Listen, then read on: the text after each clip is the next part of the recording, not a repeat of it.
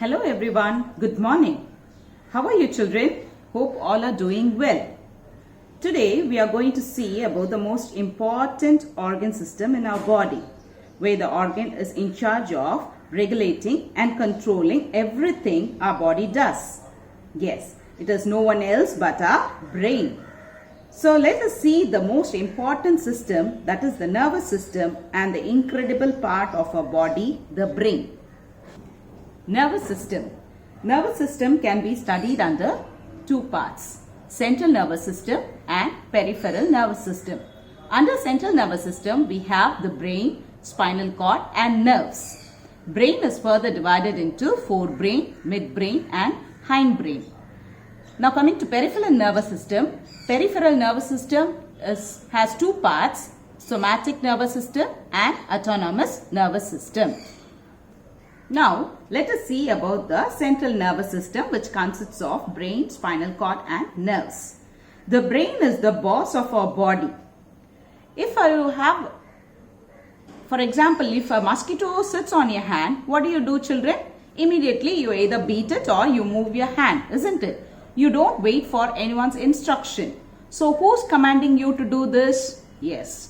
Your brain only gives you instruction, it orders, it gives all regulations for your body. So the controlling organ of our body is the brain. So now the brain, we'll see where the brain is situated, what are the parts of the brain. So the brain is covered by three membranes called the meninges. We have already seen that each organ has been covered by membranes, isn't it? In the heart, we have a two-walled membrane. What is it called? Yes, it is pericardium. For the lungs, it is pleura. And last class, we saw the kidneys are covered by a membrane called capsule, isn't it? So, the same way, the brain is covered by three membranes. They are called as meninges. What are the membranes? They are dura mater, arachnoid membrane and pia mater. So these are the three membranes which are covered on the brain. Where is the brain kept? It is kept safe in a bony case called as the cranium. Okay, otherwise known as the skull. So the bone which you can feel on your head is the skull. And this skull is made up of 8 immovable bones. Is that clear? The brain is made up of the skull is made up of 8 immovable bones, and the tiny functional units which are found in the brain are called as the neurons. In the previous class we saw the functional units of kidneys. What were they called? Nephrons, isn't it? So similarly, the brain is made up of millions of functional units and they are called as the neurons. Here you can see the picture of the human brain. So these are the three layer membranes. Okay, so they are called as the meninges. This is the skull. The bony case of the head is called as the skull. Now the brain is divided into three parts. I have told you it is the forebrain, midbrain and the hindbrain. The forebrain consists of the cerebrum. This yellow part which you see is the cerebrum. This is the forebrain. Next we have the cerebellum situated behind the cerebrum. Then we have the hindbrain, that is the medulla oblongata. So we'll see about this in detail. The three major parts of the brain. First one, the forebrain. It is called as the cerebrum. So it consists of cerebrum, thalamus and hypothalamus. This cerebrum is the largest part of the brain as you saw in the picture.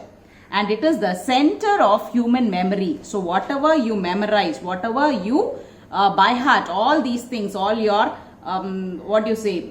the person you say, whatever is there in your memory is stored up in your cerebrum.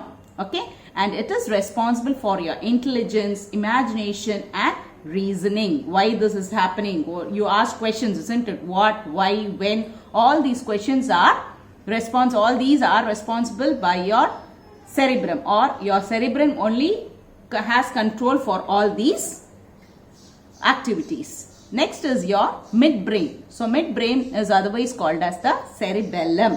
This lies behind the cerebrum and it is responsible for coordination of the muscular movements, or it coordinates the movements of the muscles of the body. So when you're walking, you're running, all these coordination, you want to pick up a thing from your table. So your mind has to give you, or your brain has to give you instruction to take it. So all these are coordinated by your cerebellum. And the main thing, it helps to maintain the balance of the body.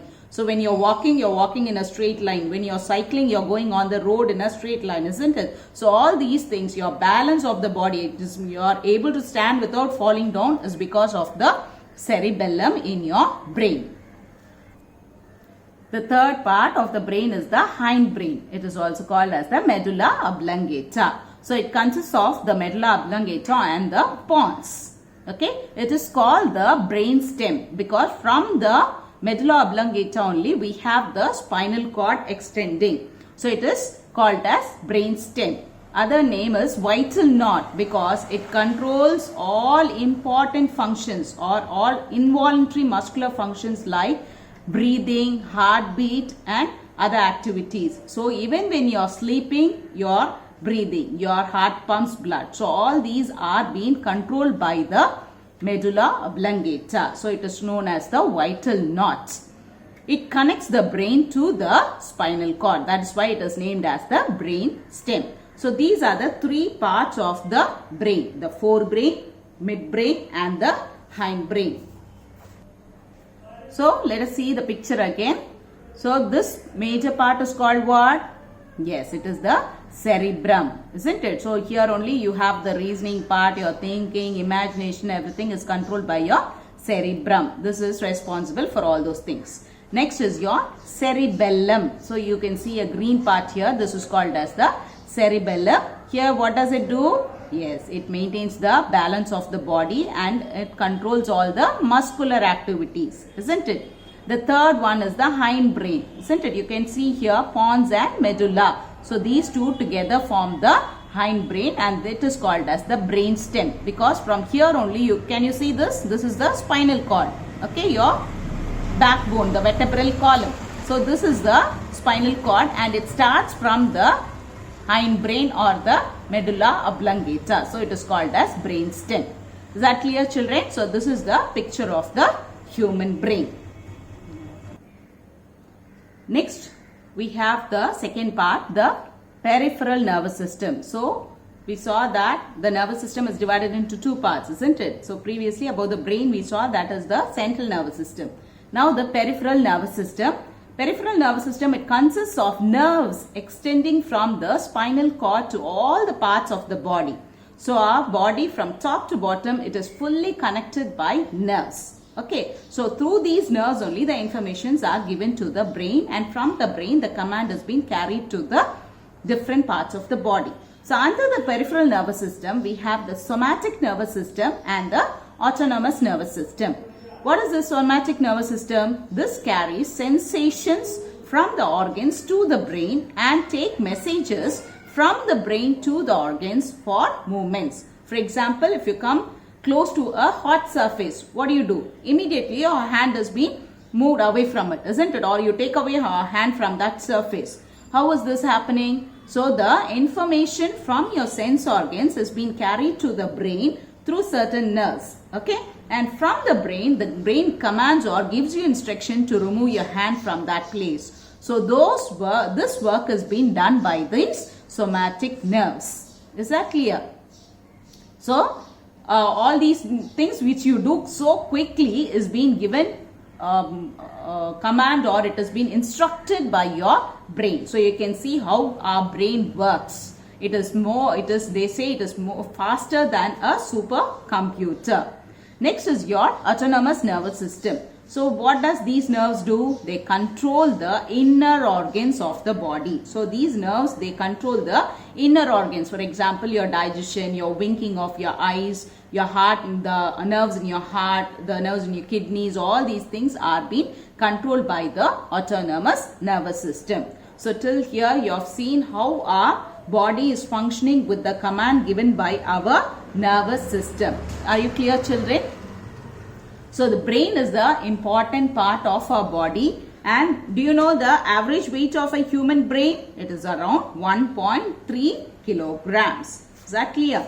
So till now we have seen all different parts of our different organ systems of our body. We first saw about the digestion, how the organs are involved in digestion. Then we saw the respiratory system. Then we saw about the circulatory system where the blood is pumped by the heart. And last class we saw how the waste is being excreted. So the process of excretion is taken by it is done by the excretory system. And finally today we have seen the major organ system, that is the nervous system. So with this our first chapter is completed, and the last detail will be given along with this video. So copy it in a note. Any note, children, you can have any old notebook or whatever you have. Is that clear? So just have a record of all these question answers so that it will be useful for you to learn and revise. That's all for today's class, children. Bye-bye.